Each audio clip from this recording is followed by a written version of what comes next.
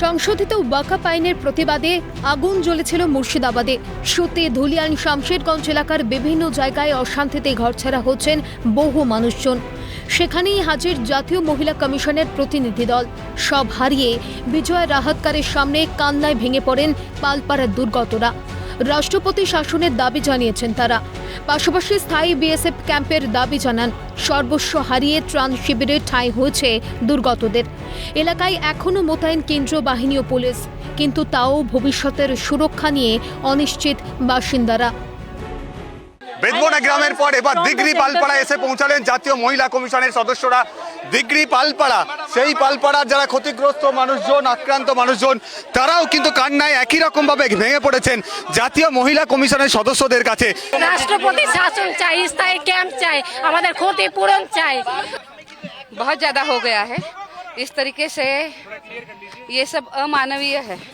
इतनी तकलीफ इन सब लोगों को हो रही है। দিগরি পালপাড়ার আক্রান্ত ক্ষতিগ্রস্ত মানুষজন, মহিলারা, তারা জাতীয় মহিলা কমিশনের সদস্যদেরকে কাছে পেয়ে ঠিক একই রকম ভাবে কান্নায় ভেঙে বললেন। এখান থেকেও সেই একটাই দাবি, বিএসএফ ক্যাম্প চায়, স্থায়ীভাবে বিএসএফ ক্যাম্প চায়।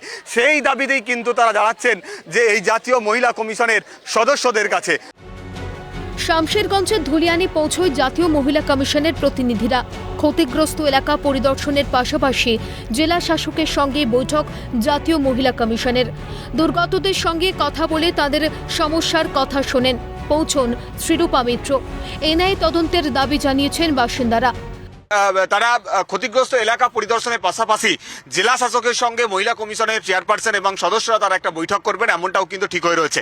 যে কত পরিবার ঘর বাড়ি এখানে জ্বালানো হয়েছে, ভাঙচুর হয়েছে, ক্ষতিগ্রস্ত হয়েছে, তার একটা তালিকা জাতীয় মহিলা কমিশন তারা কিন্তু জেলা শাসকের কাছ থেকে নেবেন এবং তার পরিপ্রেক্ষিতে জেলা শাসক কি পদক্ষেপ নিচ্ছেন এই সমস্ত ক্ষতিগ্রস্ত মানুষদের পাশে দাঁড়াতে, সেই হিসাবেও কিন্তু মহিলা কমিশনের কাছ থেকে নেওয়া হবে। তবে হিংসার আগুনে পুড়েছে এই সমস্ত এলাকার প্রায় 100-2 ঘর বাড়ি। সেই সমস্ত আশ্রয়হীন মানুষজনগুলির ভবিষ্যৎ কোন জায়গায় দাঁড়িয়ে, সেটা কিন্তু অবশ্যই তারা প্রত্যক্ষ করতে চান এই জাতীয় মহিলা কমিশনের সদস্যরা। আমরা ক্যাম্প চাই, এই নাই তদন্ত চাই, আমাদের সুরক্ষিত চাই। আমরা সুরক্ষিত নেই আমাদের মধ্যে। জাতীয় মহিলা কমিশনের চেয়ারপারসন আছেন, তার কাছে বলতে চান? হ্যাঁ, বলতে চাই, আমরা এই নাই তদন্ত চাই। হটস্পট বাছাই করে সার্ভে করা হচ্ছে। বিএসএফের ছোট ছোট ক্যাম্পের জন্য রিপোর্ট করা হবে। স্বরাষ্ট্রমন্ত্রী বিষয়টি নিজে দেখবেন বলে জানিয়েছেন ইংরেজবাজারের বিজেপি বিধায়ক শ্রীরূপা মিত্র।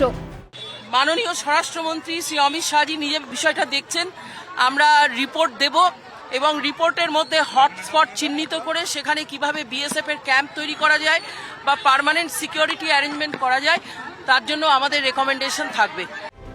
মহিলাদের ইজ্জত নিয়ে বাঁচার অধিকার কিনে নিয়েছে, কিন্তু মহিলাদের সম্মানহানি হতে দেব না, বার্তা জাতীয় মহিলা কমিশনের সদস্য অর্চনা মজুমদারের।